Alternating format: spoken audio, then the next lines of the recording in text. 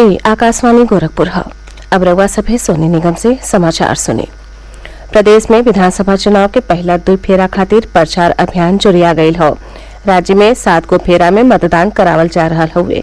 प्रदेश में कई गो राजनीतिक दलन के प्रमुख प्रचारक और नेता उम्मीदवारन खातिर जनसभा कर रहा हवे। घरे घरे जाके चुनाव प्रचार और मतदाता लोगन से वर्चुअल अपील का सिलसिलो चलत बा। हमरे संवाददाता बतावले हमें कि कई गो दलन के नेता चुनाव प्रचार में जोर शोर से जुटल बाड़े। घर घर जनसंपर्क करने से लेकर वर्चुअल रैलियों के आयोजन और छोटी सभाओं के जरिए तमाम राजनीतिक दल जनता का समर्थन हासिल करने की जी तोड़ कोशिश कर रहे हैं। इस बीच कल नाम वापसी की आखिरी तारीख निकल जाने के बाद अब तीसरे चरण के चुनावी समर में 627 उम्मीदवार रह गए हैं। इस चरण में 20 फरवरी को वोट डाले जाएंगे। सुशील चंद्र तिवारी, आकाशवाणी समाचार, लखनऊ। भाजपा नेता और मुख्यमंत्री योगी आदित्यनाथ आज गोरखपुर में घरे घरे जाके प्रचार कैले। इस दौरान वहां के लोगन के प्रचार सामग्रियों बटली। प्रदेश विधानसभा चुनाव के 5वां और 6वां फेरा खातिर उम्मीदवारन की ओर से नामांकन पत्र दाखिल कैल जा रहा बाटे। 5वां फेरा बदे उम्मीदवार 8 फरवरी ले नामांकन दाखिल कर सकेले। 9 फरवरी के उनके नामांकन पत्रन का जांच पूरा कैल जाये। उम्मीदवारन के नाव वापसी खातिर 11 फरवरी का तारीख निर्धारित हुए। 5वां फेरा में 11 जिलन के 61 गो सीटिन खातिर 27 फरवरी के वोट डालल जाये। ये जिला हवे श्रावस्ती, बहराइच, बाराबंकी, गोंडा, अयोध्या, अमेठी, सुल्तानपुर, प्रतापगढ़, कौशाम्बी, चित्रकूट और प्रयागराज। 6वां फेरा का मतदान 3 मार्च के हुई। एक फेरा बदे उम्मीदवार 11 फरवरी ले नामांकन कर सके हैं। एक फेरा में 10 जिलन के 57 सीटिन पर चुनाव होखे के हो।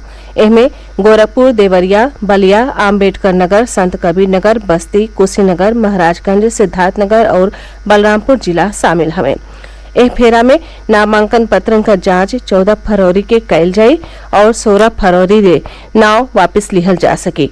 मुख्य निर्वाचन अधिकारी अजय कुमार शुक्ला बतौले कि उम्मीदवार सुविधा पोर्टल के जरिया से अपन ऑनलाइन आवेदन कई के आवेदन पत्र का कॉपी रिटर्निंग अफसर के लगे जमा कर सकेले।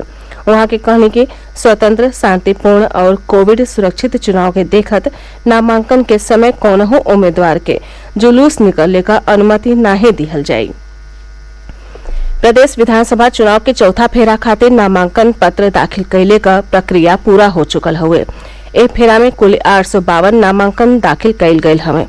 उम्मीदवार 7 फरवरी ले नाव वापस ले सके। 4था फेरा में 9 जिलन के 59 गो विधानसभा सीटिन पर 23 फरवरी के मतदान हुई। ये जिला हमें पीलीभीत, लखीमपुर खीरी, सीतापुर, हरदोई, लखनऊ, उन्नाव, रायबरेली, फतेहपुर और बांदा। बसंत पंचमी का पर्व आज प्रदेश भर में धार्मिक आस्था और उत्साह के साथ मनावल जा रहा हो। कई गो जगहिन और शिक्षण संस्थानन में ज्ञान और विद्या का देवी माँ सरस्वती का पूजा अर्चना कैल गयी। इस मौका पर सांस्कृतिक कार्यक्रमों आयोजित कैल गयी। इलाहाबाद में गंगा, जमुना और पौराणिक सरस्वती नदियन के संगम पर चले रहल माघ मेला के प्रमुख स्नान पर्व में बसंत पंचमी का स्नानो शामिल हो। ब्रह्म मुहूर्त में से ओइजा भारी संख्या में श्रद्धालु संगम आ गंगा नदी के कई गो घाटन पर नहिले। बसंत पंचमी के नहान बदे माघ मेला क्षेत्र में श्रद्धालुओं का भारी भीड़ जुटल। बनारस के लेके प्रदेश के और तीर्थ स्थलों में श्रद्धालु पवित्र नदियन में नहाइले। राष्ट्रपति, उपराष्ट्रपति, प्रधानमंत्री, सूचना और प्रसारण मंत्री और मुख्यमंत्री इस मौका पर लोगन के शुभकामना दिले हमें। राष्ट्रपति रामनाथ कोविंद ट्वीट संदेशा में कहले कि माँ सरस्वती का आशीष हर एक के जिंदगी में ज्ञान का प्रकाश लेके आई।